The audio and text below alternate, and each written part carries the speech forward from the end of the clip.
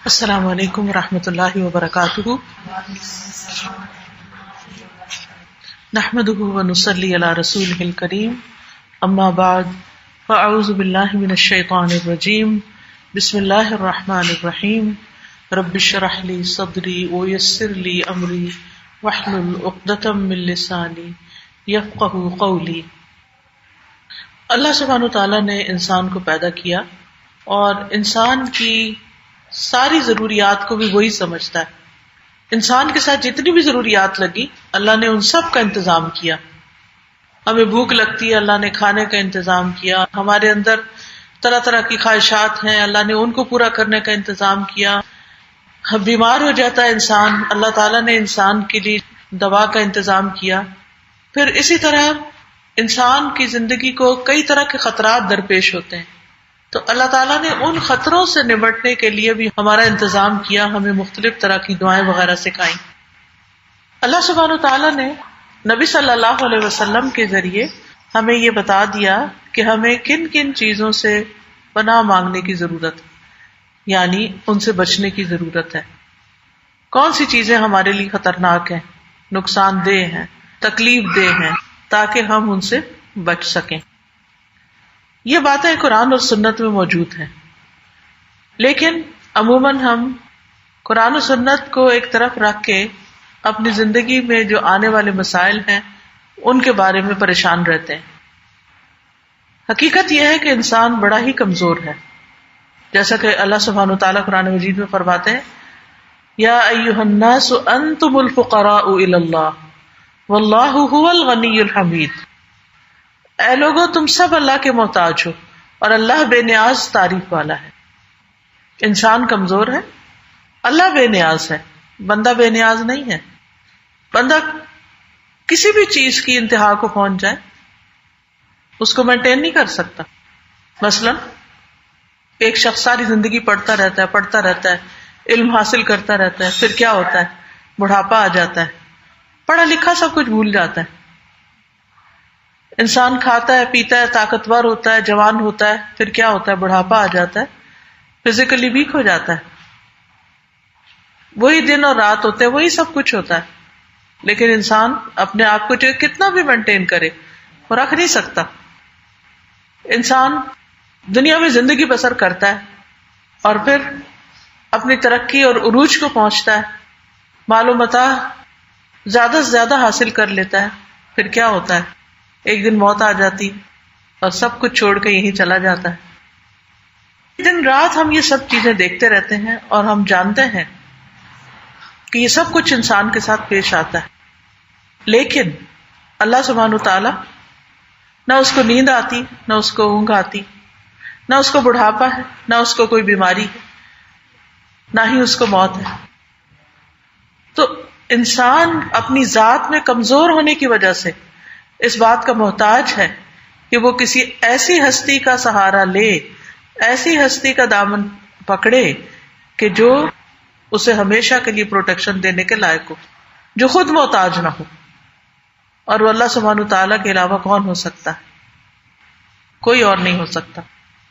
لیکن افسوس یہ ہے کہ ہم انسانوں کی طرف دیکھتے رہتے ہیں، کون میری کس ضرورت کس مجبوری میں کہاں کام آ سکتا ہے. اللہ سبحانہ وتعالیٰ کی طرف رجوع پہلے نہیں کرتے، جبکہ قرآن مجید سے ہمیں یہ پتہ چلتا ہے کہ الذین اذا اصابتهم مصیبۃ قالوا انا للہ وانا الیہ راجعون، کہ ہدایت یافتہ لوگ وہ ہوتے ہیں کہ جب انہیں کوئی مشکل پیش آتی ہے، کوئی تکلیف آتی ہے، کوئی پریشانی لاحق ہوتی ہے تو وہ کہتے ہیں بے شک ہم اللہ کے لیے ہیں اور ہم اسی کی طرف لوٹ کر جانے والے ہیں. تو آج ہم قرآن و سنت کی روشنی میں دیکھیں گے کہ وہ کون سی چیزیں ہیں جن سے بچنے کے لیے اللہ کے رسول صلی اللہ علیہ وسلم نے اللہ کی پناہ لی ہے، اللہ سے مدد مانگی ہے. ہمیں بھی ان چیزوں سے بچنے کے لیے قرآن اور سنت سے رہنمائی لینی چاہیے. اور یہ تمام چیزیں جو ہمیں پریشان رکھتی ہیں، ان پریشانیوں سے بچنے کے لیے اللہ سبحانہ وتعالیٰ سے دعائیں کرنی چاہیے. تو سب سے پہلے ہم قرآن مجید میں دیکھتے ہیں. قرآن مجید میں آپ جانتے ہیں کہ دو آخری صورتیں، سورت الفلق اور سورت الناس، ان دونوں میں اللہ کی پناہ لی گئی ہے مختلف طرح کی چیزوں کے شر سے بچنے کے لیے. اللہ سبحانہ وتعالیٰ فرماتے ہیں قل اعوذ برب الفلق من شر ما خلق ومن شر غاسق اذا وقب ومن شر النفاثات في العقد ومن شر حاسد اذا حسد. کہہ دیجئے میں مخلوق کے رب کی پناہ چاہتا ہوں. اور مخلوق ساری کا رب کون ہے؟ اللہ. اللہ رب العزت، اللہ عز و جل. کس چیز سے بچنے کے لیے؟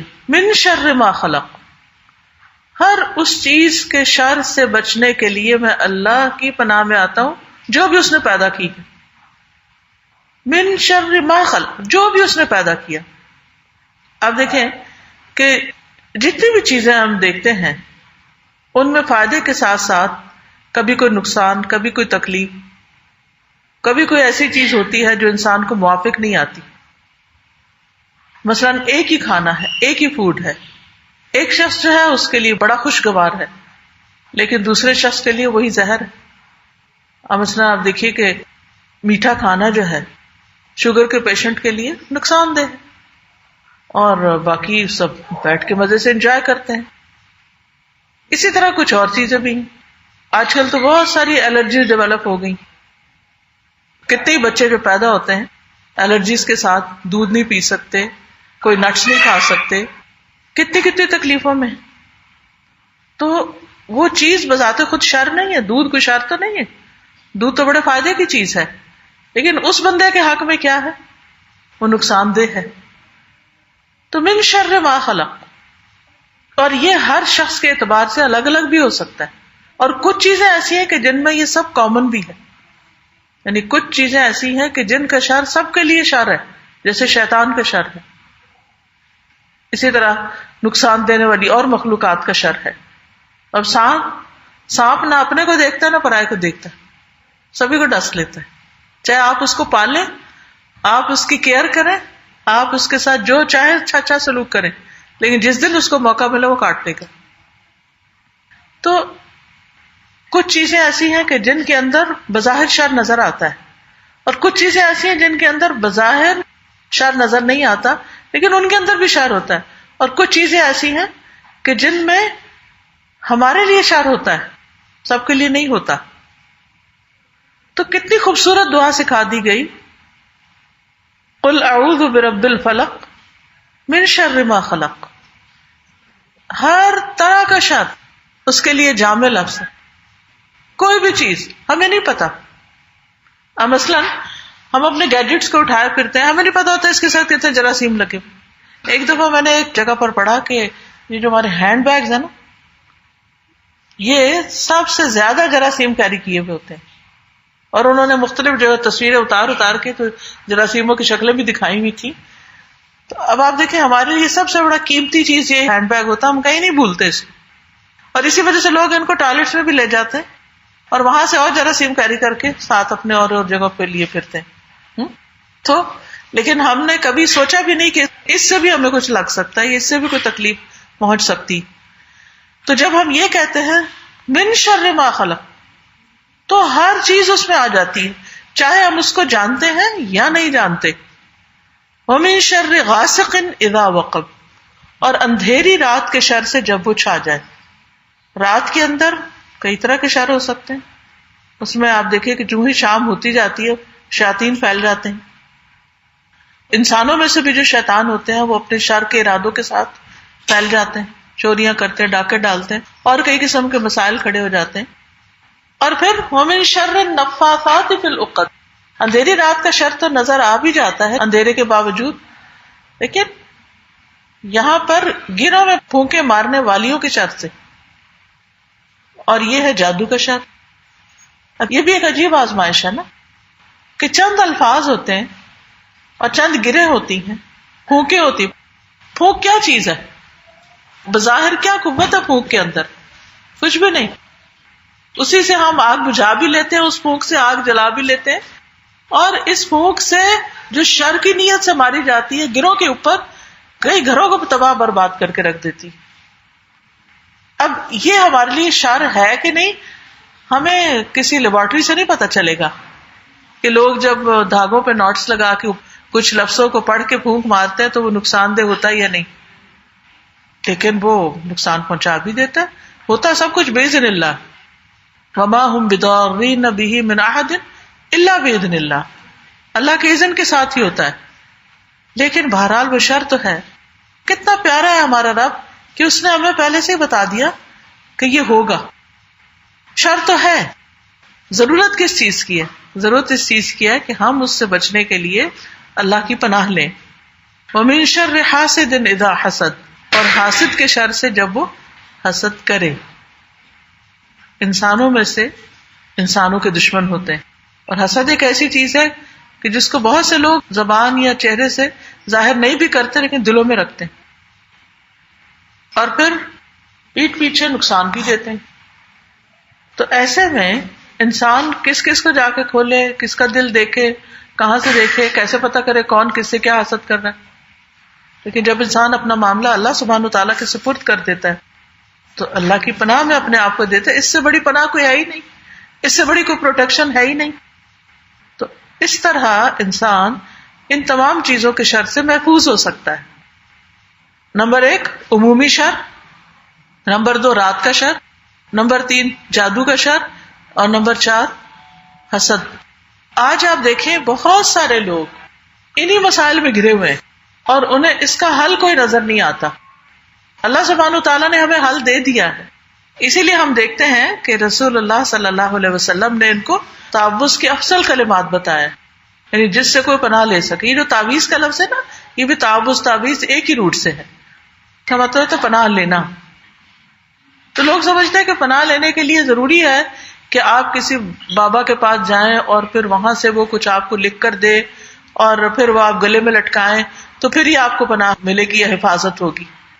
جبکہ رسول اللہ صلی اللہ علیہ وسلم اس سورت اور دوسری سورت الناس کے بارے میں فرمایا، یہ 2 صورتیں ہیں، یعنی افضل کلمات ہیں کہ جن سے تعوذ کرنے والے تعوذ کرتے ہیں.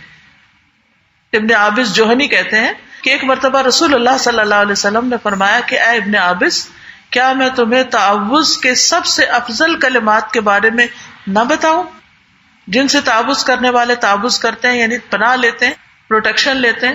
کہتے میں نے عرض کیا کیوں نہیں؟ تو رسول اللہ صلی اللہ علیہ وسلم نے فرمایا کہ یہ 2 صورتیں ہیں، قل اعوذ برب الفلق اور قل اعوذ برب الناس.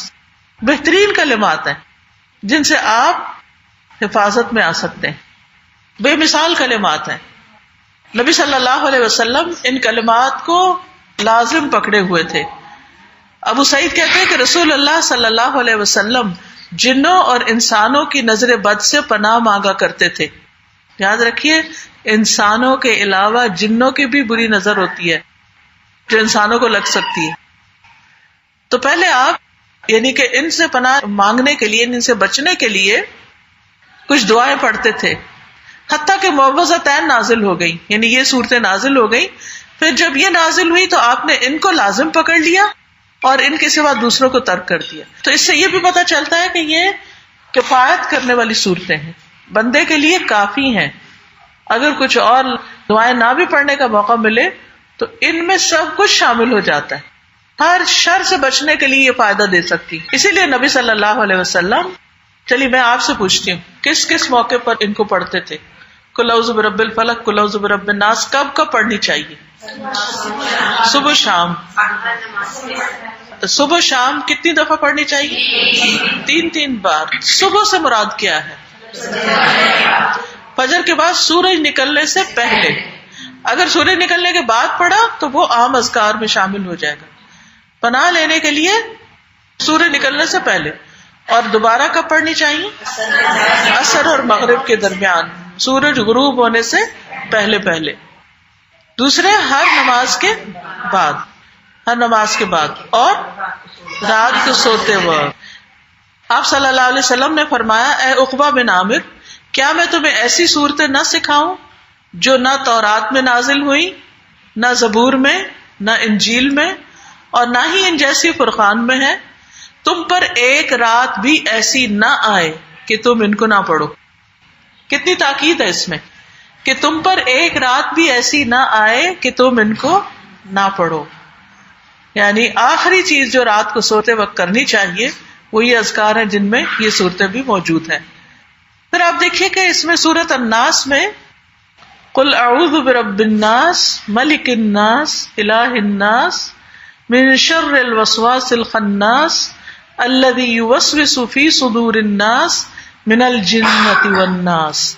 کہہ دیجئے میں پناہ پکڑتا ہوں لوگوں کے رب کی، لوگوں کے بادشاہ کی، لوگوں کے معبود کی، وسوسہ ڈالنے والے کے شر سے جو ہٹ ہٹ کے آنے والا ہے، جو لوگوں کے سینوں میں وسوسہ ڈالتا ہے جنوں اور انسانوں میں سے. گویا ان دو صورتوں نے ہر طرح کے شر کا احاطہ کر لیا. اور اس میں بڑی خوبصورت بات یہ ہے کہ ایک دفعہ اللہ تعالیٰ کے رب ہونے کی صفت سے پناہ لے کر 3-4 چیزوں سے پناہ لے لی گئی بچنے کے لیے، یعنی بچنے کی دعا کر لی گئی. لیکن ایک چیز سے بچنے کے لیے اللہ سبحانہ وتعالیٰ کی 3 صفات کا ذکر کیا گیا، اور وہ کیا ہے؟ رب الناس، ملک الناس، الہ الناس. اور بچنا کس سے؟ لوگوں کے نہیں، شیطان کی شر سے. من شر الوسواس الخناس. اور وسواس جو ہے پلٹ پلٹ کے وسوسے ڈالنے والا، بار بار وسوسہ ڈالنے والا، نیگیٹو تھنکنگ، برے خیالات، حسد، دوسروں کے بارے میں بدگمانی، اللہ کے بارے میں بدگمانی، رسول کے بارے میں بدگمانی، لوگوں کے بارے میں بدگمانی، ایمان والوں کے بارے میں بدگمانیاں. شیطان جو ہے وہ کبھی بھی نہیں چاہتا، کیونکہ آپ دیکھیے کہ یہ جو ہمارا دل ہے نا، یہی مرکز ہے ہمارے خیالات کا. اور جب ہم اچھے خیالات رکھتے ہیں تو ہماری عبادات بھی اچھی ہوتی، ہمارا لوگوں کے ساتھ معاملہ بھی اچھا ہوتا ہے. لیکن جب ہمارے دل میں کسی کے بارے میں برا خیال آتا ہے، بدگمانی آتی ہے، نیگیٹو تھنکنگ ہوتی ہے، تو ہمارے تعلقات بھی خراب ہو جاتے ہیں. تو یہ نیگیٹیوٹی کون پھیلاتا ہے؟ یہ یہی شیطان، الذی یوسوس فی صدور الناس من الجنۃ والناس. ابلیس تو ہے ہی، لیکن اس کے لشکر ہے انسانوں اور جنوں میں سے جو انسانوں کو پریشان رکھتے ہیں. یعنی انسان کے ارادے میں جب خلل آ جاتا ہے نا، نیت جب خراب ہو جاتی ہے تو اچھے سے اچھا عمل بیکار ہو جاتا ہے. تو اس لیے بہت ضروری ہے کہ انسان ان 2 صورتوں کو پڑھتا رہے.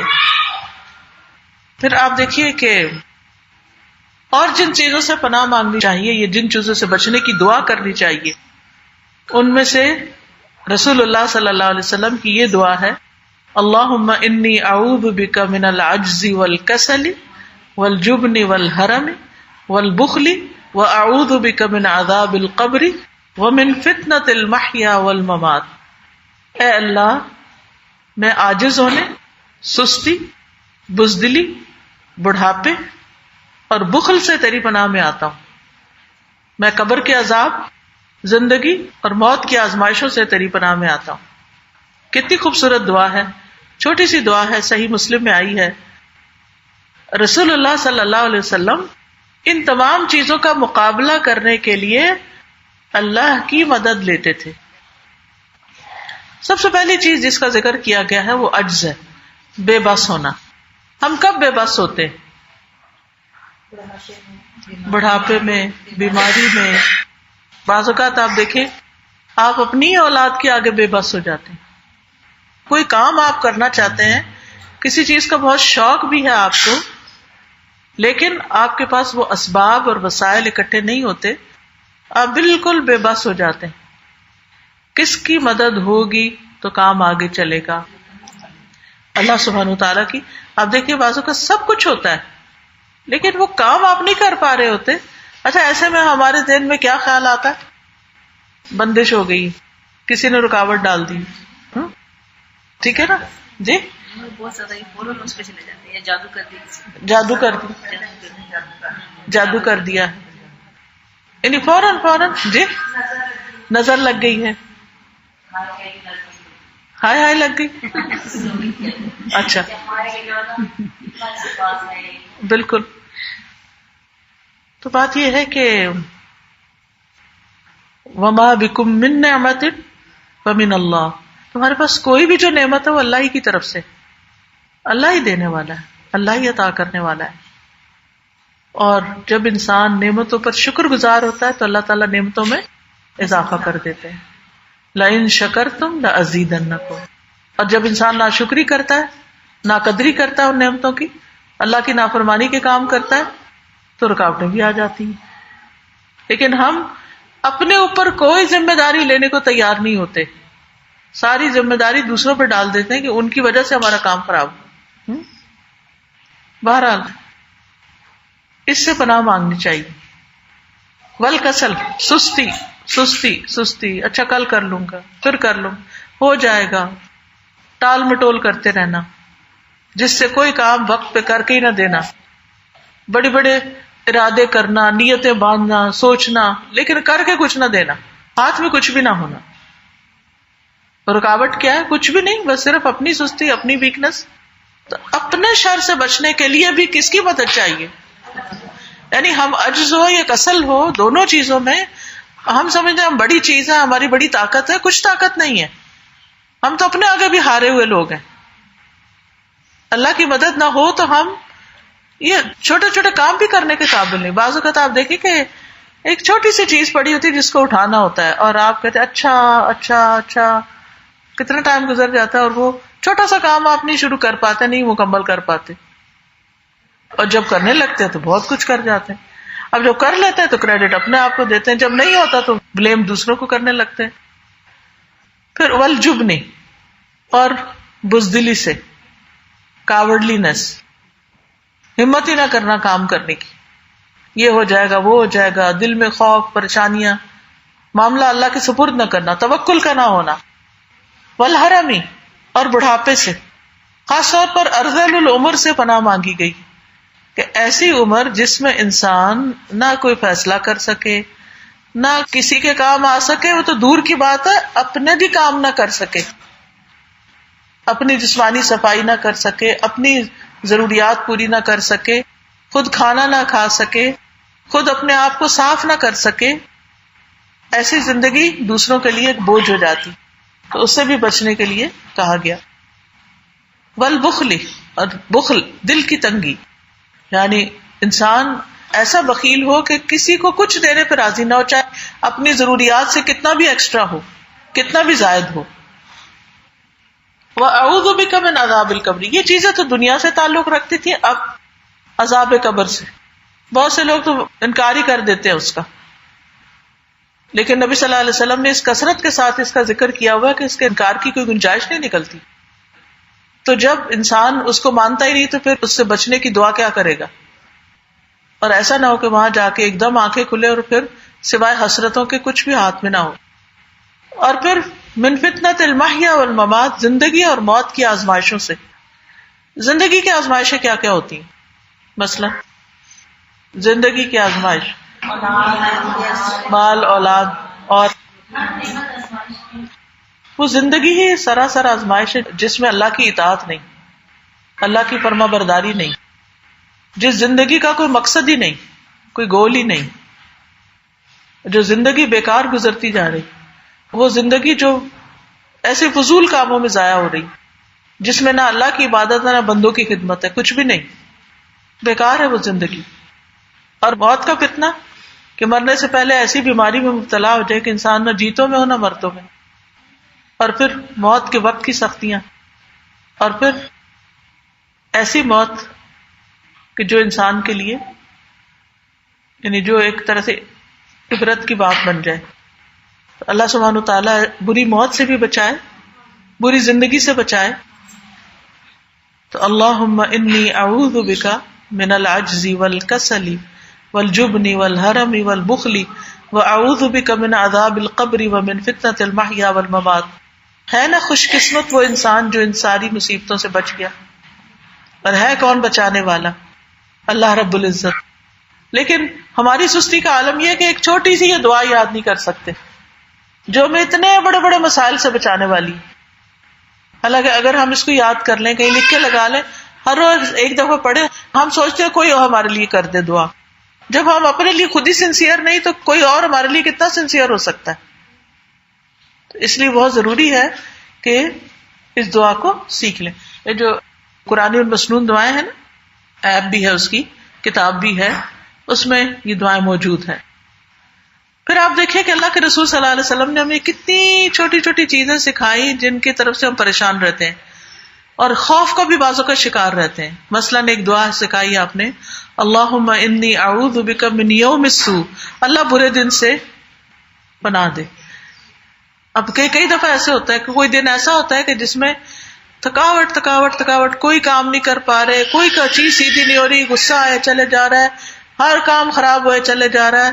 بعضوں کا چھوٹی مصیبتیں ہوتی ہیں, بعضوں کا بڑی بڑی مصیبتیں کسی دن میں آ جاتی ہیں, اور ایسے دنوں سے ڈرتے بھی ہیں ہم, لیکن ہمیں سمجھ نہیں آتی کہ ہم کریں کیا. اس کے لیے بھی دعا کرنے کی ضرورت ہے. وَمِن لَيْلَةِ السُّوءِ, بری رات سے. اب دیکھیے کہ کتنے واقعات ہم ایسے پڑھتے سنتے رہتے ہیں, کہیں زلزلہ آ گیا, کہیں طوفان آ گیا, کہیں راتوں رات ایسا انقلاب آ گیا, کیسی کیسی آزمائشیں ہیں دنیا میں. وَمِن سَاعَةِ السُّوءِ, بری گھڑی سے. بری گھڑی آپ دیکھیے بعض اوقات آپ اسموتھ جا رہے ہیں, پتہ نہیں چلا اچانک ٹکر مار دی کہیں, اور منٹوں کے اندر دنیا سے آخرت میں پہنچ گئے لوگ. کتنے ایسے عبرتناک واقعات ہمارے سامنے ہوتے رہتے ہیں. یا اللہ بری گھڑی سے بچانا ہمیں. وَمِن صَاحِبِ السُّوءِ, برے دوست سے, برے ساتھی سے, بری کمپنی سے. اس کو تو ہم برا سمجھتے نہیں, حالانکہ کمپنی کا رنگ ہم پہ چڑھتا ہے. جو ہمارے آس پاس لوگ ہوتے ہیں ان کے اثرات ہوتے ہیں ہم پر, صرف ان کی باتیں یا صرف ان کے کام ہی ہم پہ اثر نہیں کرتے, ان کا وجود بھی اثر کرتا ہے. آپ دیکھیں کہ کسی کے پاس بیٹھ کے آپ بڑا ہلکا محسوس کرتے ہیں, اور کسی کے پاس بیٹھ کے آپ اتنا بوجھل محسوس کرتے ہیں. کسی کے ساتھ مل کے آپ کے لیے عبادت کرنا بڑا آسان ہو جاتا ہے, اور کسی کے ساتھ بیٹھ کے آپ کے لیے نماز پڑھنا ہی مشکل ہو جاتا ہے. تو ایسی کمپنی اللہ ہمیں دے کہ جس میں اللہ سبحانہ و تعالیٰ کی عبادت ہمارے لیے بہت آسان ہو جائے. اور پھر کچھ لوگ بظاہر دوست ہوتے ہیں, اندر سے دھوکے باز ہوتے ہیں. آپ دیکھیے کہ ایسی کئی مثالیں ملتی کہ بچے اچھے بھلے تھے, یونیورسٹی گئے, برے دوست ملے, کہاں سے کہاں پہنچا دیا انہوں نے. اپنے لیے بھی فکر مند ہونا چاہیے, اور بچوں کی طرف سے بھی دعا کرنی چاہیے کہ اللہ ان کو صالحین کی صحبت عطا کر, کیونکہ نیک لوگوں کی صحبت ہوگی تو نیکی میں بڑھنے میں آسانی ہوگی. وَمِن جَارِ السُّوءِ, اللہ برے پڑوسی سے بھی نجات دے. کیونکہ پڑوسی جو ہے بعض اوقات اپنے رشتہ داروں سے زیادہ انسان کے قریب ہوتا ہے, اور اندر باہر کی ساری خبریں اس کو پتہ ہوتی ہیں. اور کئی دفعہ ایسے بھی ہوتا ہے کہ برے پڑوسی کی وجہ سے گھر میں ڈاکے, چوریاں, کئی مسئلے مسائل کھڑے ہو جاتے ہیں. یا پھر وہ اگر آپ کے بچوں پہ بری نظر رکھتے ہیں, یا اور اسی طرح, کیونکہ وہ ایک طرح سے بھیدی ہوتے ہیں. اور پھر فی دار المقامہ, یعنی قیام کے گھر میں. بعض اوقات پڑوسی سے مراد صرف نیبرز ہی نہیں ہوتے, ساتھ بیٹھنے والا, کہیں بھی بیٹھنے والا, کئی گاڑی میں بیٹھے ہیں ساتھ, یا کسی پارٹی میں, کسی گھر میں کہیں.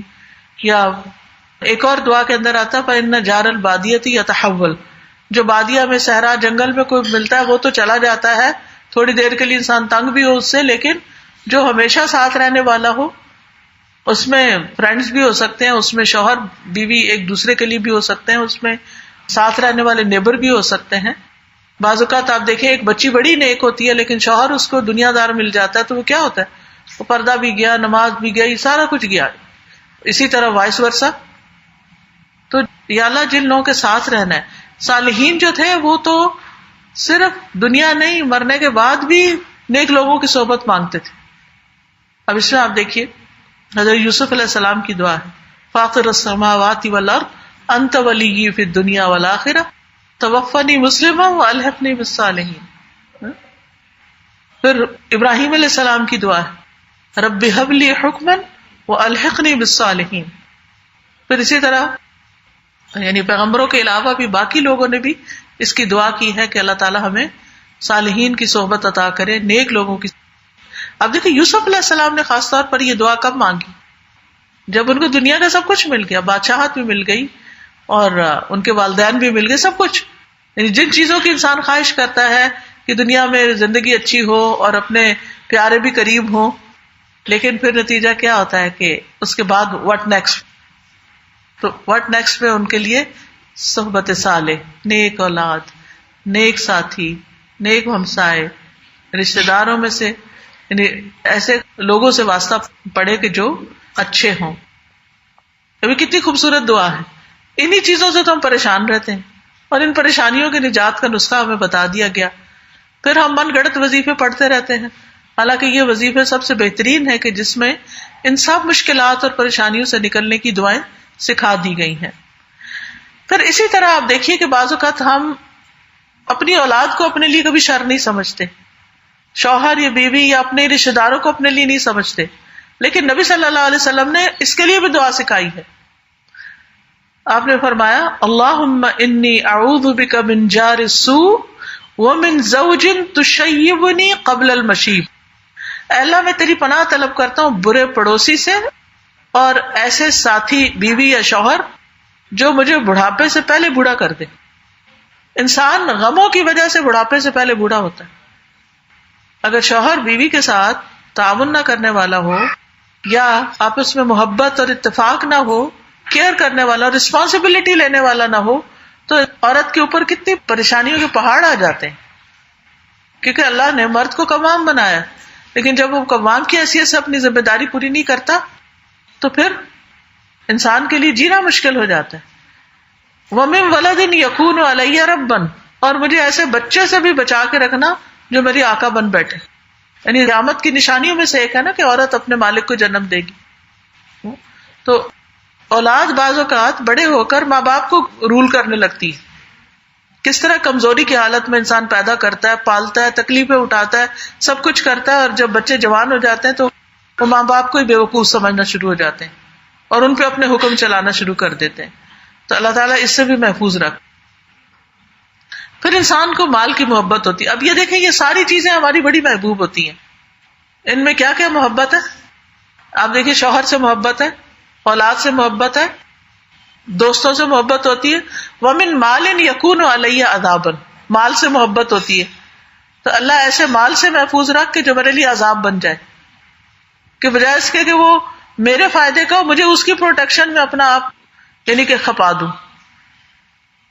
اور پھر دوستوں سے محبت ہوتی ہے. وَمِن خَلِيلٍ مَاكِرٍ، چال باز دوست سے مجھے بچا.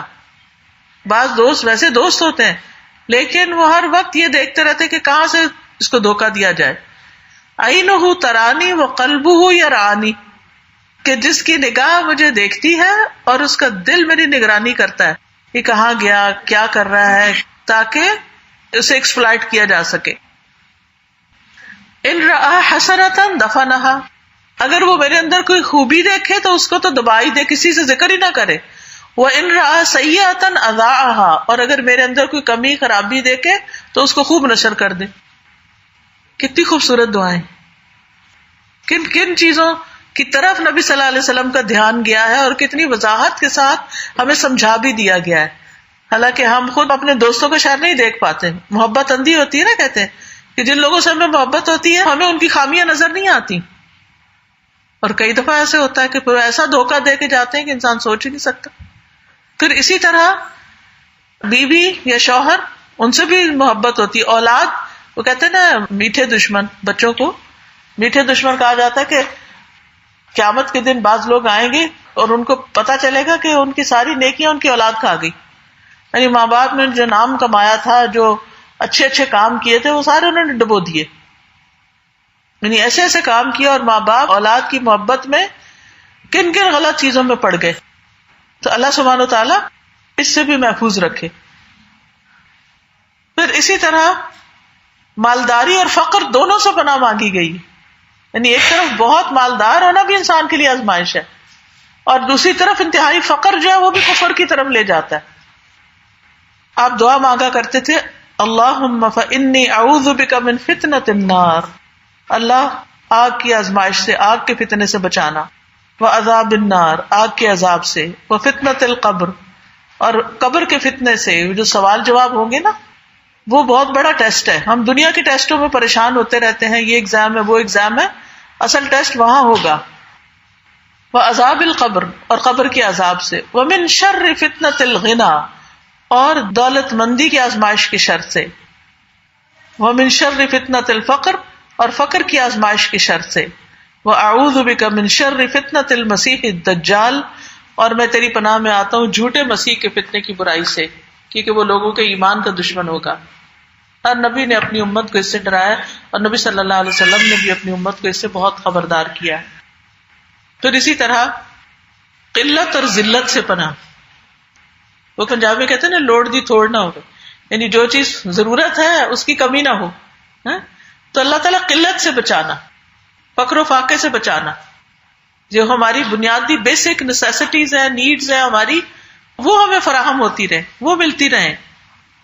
اللہم انی اعوذ بک من الفقر واعوذ بک من القلۃ والذلۃ، اور ذلت اور رسوائی اور بدنامی سے بھی بچانا. واعوذ بک ان اظلم او اظلم، اور میں اس سے بھی تیری پناہ لیتا ہوں کہ کوئی مجھ پر ظلم کرے یا میں کسی پر ظلم کروں. پھر قرضے سے پناہ مانگی آپ نے کہ اللہ تعالیٰ قرضے سے محفوظ رکھنا. اللہم انی اعوذ بک من المأثم والمغرم. اور ایک اور جگہ پر آتا ہے اللہم انی اعوذ بک من غلبۃ الدین وغلبۃ العدو وشماتۃ الاعداء. اللہ میں تیری پناہ چاہتا ہوں قرض کے غلبے سے اور دشمن کے غلبے سے اور دشمنوں کے خوش ہونے سے، کہ ہمارے دشمن ہم پہ نہ ہنسے. پھر شیطان سے پناہ، وہ تو قرآن پڑھنے سے پہلے بھی مانگنے کو کہا گیا. وَإِذَا قَرَأْتَ الْقُرْآنَ فَاسْتَعِذْ بِاللَّهِ مِنَ الشَّيْطَانِ الرَّجِيمِ. یعنی ہر برے کاموں کی طرف تو وہ لے جاتا ہی ہے، انسان نیکی کی طرف آئے تو وہاں بھی نہیں چھوڑتا، وہاں بھی اس میں خلل ڈالنے کی کوشش کرتا ہے کہ انسان اس نیکی کے کام کو چھوڑ ہی دے.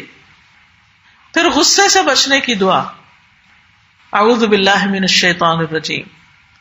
پھر برا خواب دیکھنے پر شیطان سے پناہ مانگنا، کیونکہ حدیث میں آتا ہے نیک خواب اللہ کی طرف سے اور برے خواب شیطان کی طرف سے ہوتے ہیں.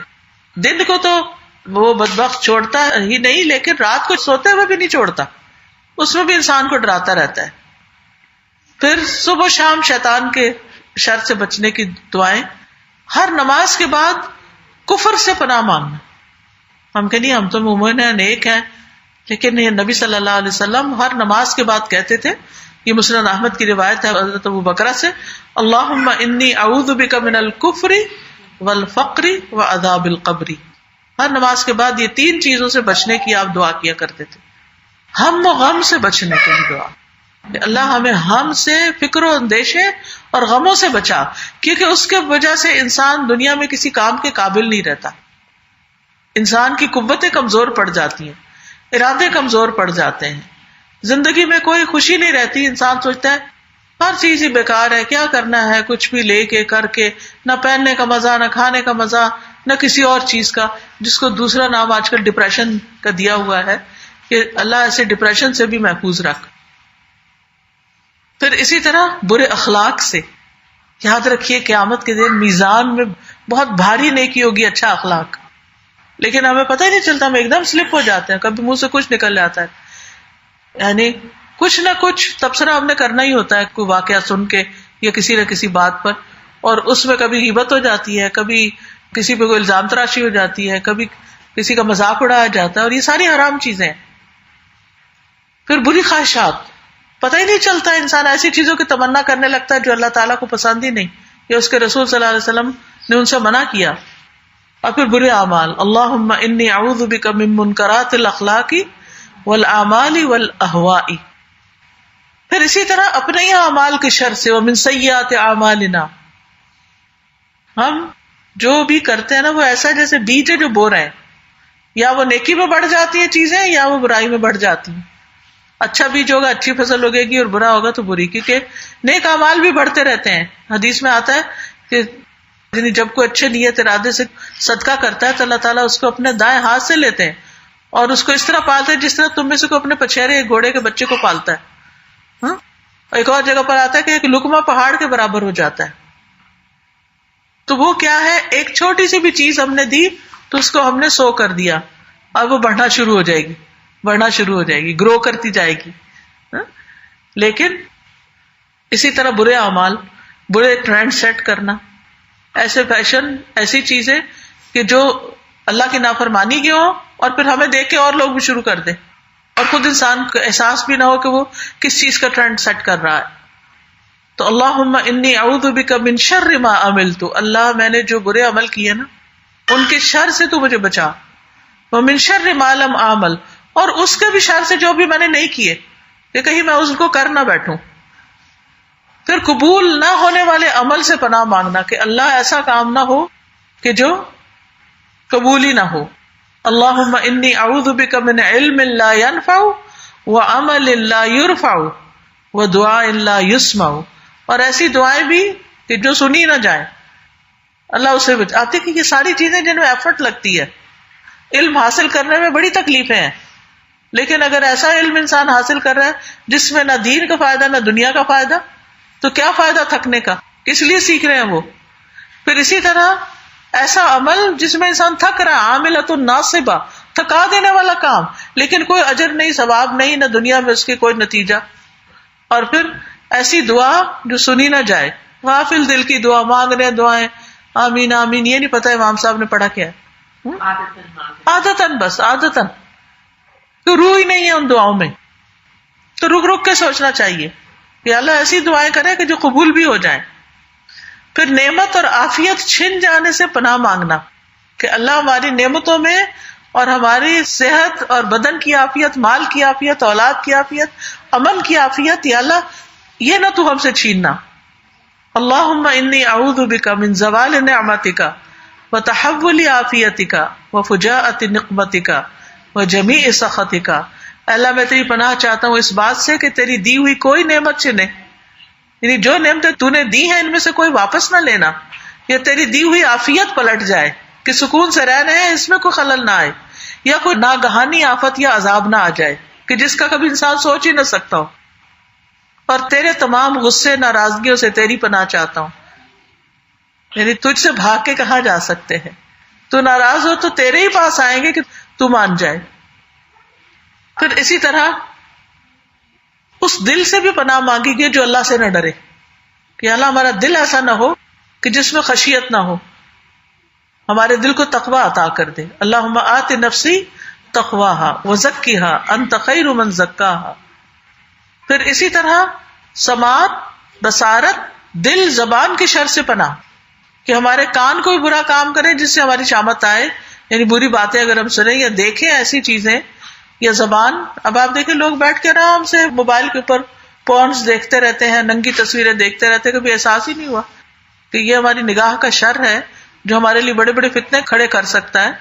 تو ایسی چیزوں کی طرف رغبت بھی ہونا یہ ایک بہت بڑی ایڈکشن ہے. اور پچھلے دنوں میں ایک رپورٹ سن رہی تھی، اللہ عالم، وہ بڑے فیکٹس اور فگرز کے ساتھ بتا رہے تھے کہ پاکستان نہیں پورنستان ہے، کہ اس میں ایجز کے حساب سے بتایا ہوا تھا کہ اس ایج سے اس ایج کے لوگ جو ہے وہ سب سے زیادہ کون سی فحش چیزیں دیکھ رہے ہیں، اور ٹرینڈز بتا رہے تھے. تو اس سے شرم سے بندہ ڈوب جائے یہ باتیں سن کے کہ ہمارے لوگوں نے اس ٹیکنالوجی کو کس غلط طریقے سے استعمال کیا ہے، اور ان چیزوں سے جو گندی چیزیں ہیں ان سے لذت حاصل کر رہے ہیں. یعنی ٹیسٹ بھی آپ دیکھیں نا کہ کیا ہے، کن چیزوں کو دیکھ دیکھ کے خوش ہو رہے ہیں. انسان کو نہ اعضاء کو دیکھ کے کہ جن کو چھپانا لازم، لیکن یعنی انسان کو احساس بھی نہ رہے کہ وہ کر کیا رہا ہے. پھر اسی طرح غفلت سے، مفلسی، ریاکاری سے، اللہ میں ریاکاری سے بچانا، منافقت سے، بری بری بیماریوں سے. اور اس میں آپ دیکھیے کہ نبی صلی اللہ علیہ وسلم نے کس طرح نام لے کے بری بیماریوں سے بچنے کی دعائیں کی ہیں. اللہم انی اعوذ بک من العجز والکسل والجبن والبخل والحرم والقسوة والغفلة والعیلة والذلة والمسکنة واعوذ بک من الفقر والکفر والفسوق والشقاق والنفاق والسمعة والریاء واعوذ بک من الصمم والبکم والجنون والجذام والبرص وسیء الاسقام.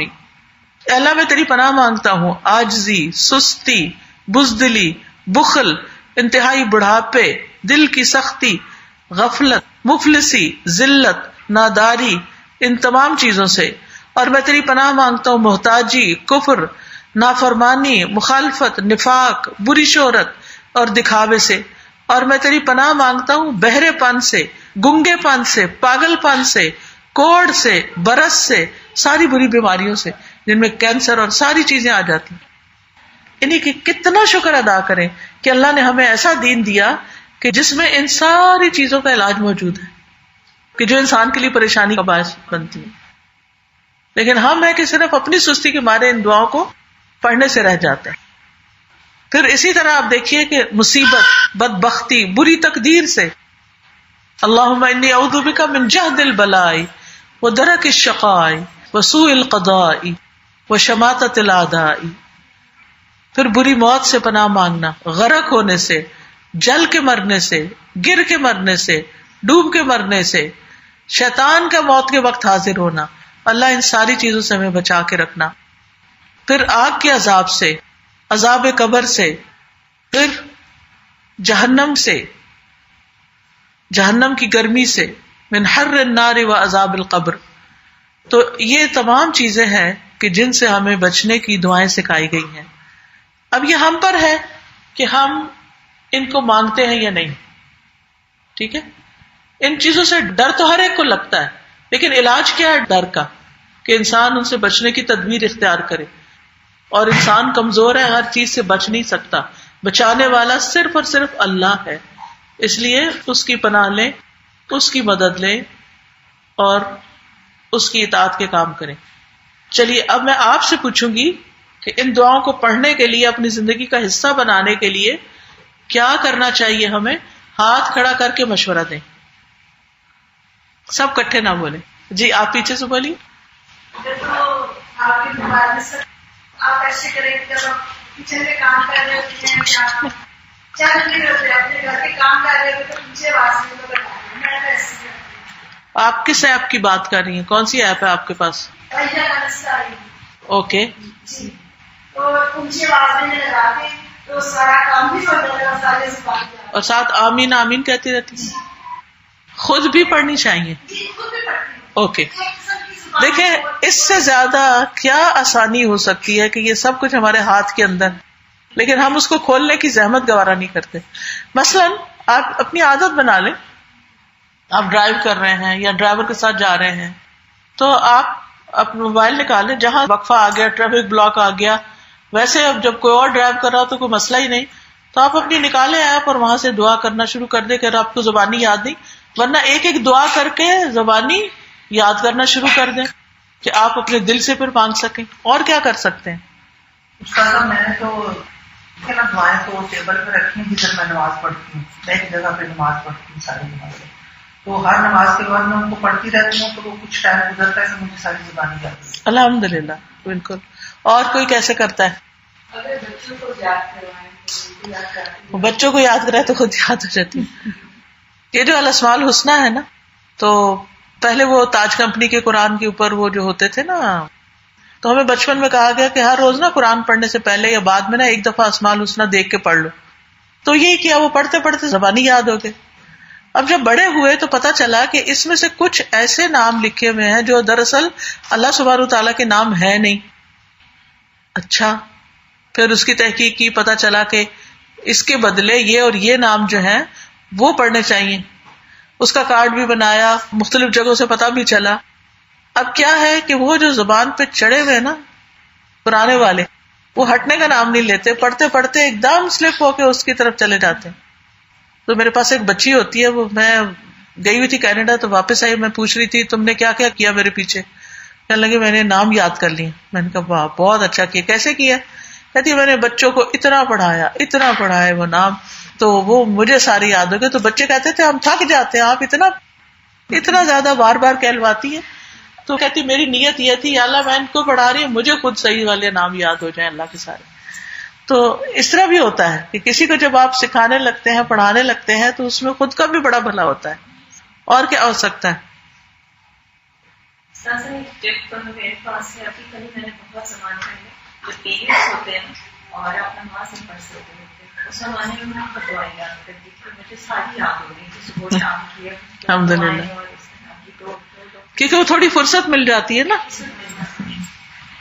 بات کر پاتی ہوں، ایسا ہوتا ہے کہ آپ گھر کے کام میں نہیں زیادہ موسٹلی نماز کے بعد وہیں بیٹھ جائیں، آپ کو فرشتوں کی دعائیں بھی مل جائیں گی، اور آپ جمعہ کے دن خاص طور پہ اور بیٹھ کے آپ آرام سے وہ اپنا اسکار کر سکتے ہیں.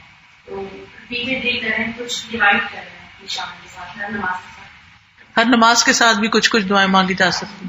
صبح شام کے اسکار کے ساتھ خاص طور پہ اشراق تک آپ کو بیٹھنا چاہیے. اس وقت پہ آپ جی یہ بھی بڑی اچھی ٹپ ہے کہ صبح شام کے یعنی فجر کی نماز پڑھی آپ نے، پھر مصلی پہ بیٹھ کے سارے اذکار کیے، تو اشراق تک ویٹ کرنا ہوتا ہے کیونکہ حج عمرے کا ثواب ہوتا ہے، تو پھر اس وقت بیٹھ کے آپ یہ دعائیں پڑھ سکتے ہیں. تہجد کے وقت تھوڑی تھوڑی ایک ایک صفحہ پڑھ سکتے ہیں. تو صحیح اوتھینٹک دعاؤں کی نا کتابیں بھی آپ کے پاس ہونی چاہیے. بعض اوقات یہ ہوتا ہے موبائل بہت دھوکہ دے جاتا ہے، ہم نیت کر کے کھولتے ہیں ذرا دعا پڑھ لیں اور اتنے میں آگے کوئی نوٹیفیکیشن ہوتا ہے اس پہ چلے جاتے ہیں اور وہاں سے ہم پتہ نہیں کس دنیا کی سیر کرنے میں مشغول ہو جاتے ہیں، اور دعا تو کہتے اوف ہو دعا ہی بھول گئی. تو اس لیے کوئی کتابوں سے جو ہے یاد کرنا وہ زیادہ فائدہ دیتا ہے بعض اوقات. اولاد آپ کے اعمال لے جائے گی، اس کو تھوڑا سا ایلیبریٹ کرنے کی اولاد کس طرح. جیسے دنیا میں ماں باپ نے نیک نامی کمائی ہوتی ہے، تو بعض اوقات بچوں کی بری حرکتیں جو ہیں وہ ماں باپ کے لیے بدنامی کا باعث بن جاتی ہیں.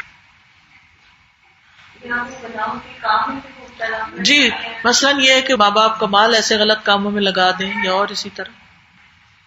چلیے ٹھیک ہے، آج کے لیے اتنا ہی کافی ہے کیونکہ پھر مغرب کا وقت قریب ہے. اگر کوئی اور کچھ شیئر کرنا چاہے تو پلیز دعاؤں کے حوالے سے جس کے ذہن میں کوئی بات اچھی سی آ رہی ہو وہ ضرور شیئر کرے.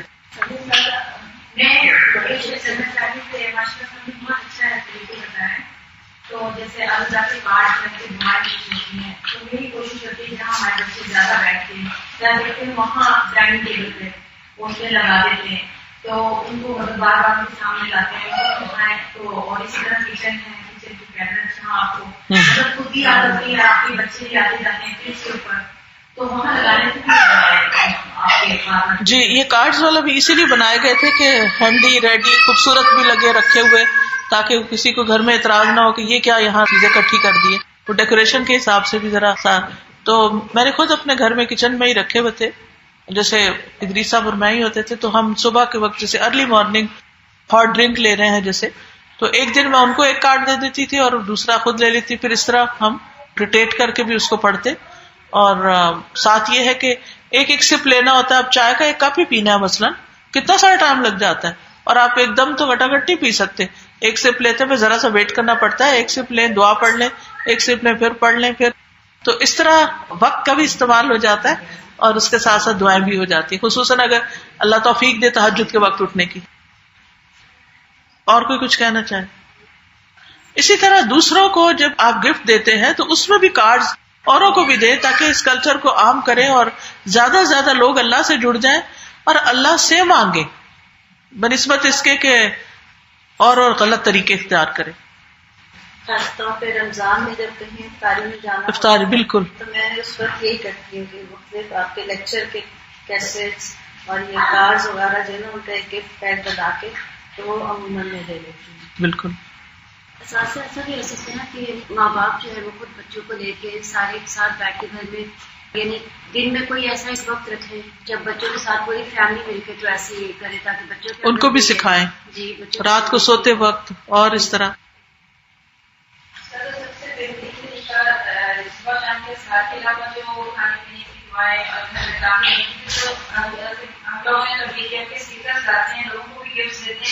اور بہت سے لوگوں کا تجربہ یہ ہے کہ آپ کے یہ گانے سے ہم لوگ آتے جاتے ہوئے ہماری نظر پڑتے ہم بھی یاد ہو گئے. بالکل ایک یاد ویسے یاد ہو گیا کہ باہر جاتے ہوئے پڑھنے دعائیں بھی یاد ہو گئی ہیں. الحمدللہ. ٹھیک ہے جی آپ بھی ضرور. میں نے ڈرائیونگ کے دوران بچے کو اسکول چھوڑنے جاتی ہوں تو میں اس کو یہ یاد کراتی ہوں دعائیں رب ارحمہما کما ربیانی صغیرا کرسی وغیرہ سارے والے جو سورۃ الناس سورۃ الفلق یہ میں نے ان کو یاد کرایا تو وہ اپنے کام کو انسٹاگرام کی وجہ سے سناتا ہے. الحمدللہ. یعنی چھوٹے سے چھوٹے وقت کے چند کو استعمال کریں. ٹھیک ہے. جزاکم اللہ خیرا کثیرا. سبحانک اللہم و بحمدک اشہد ان لا الہ الا انت استغفرک و اتوب الیک. السلام علیکم و رحمۃ اللہ وبرکاتہ.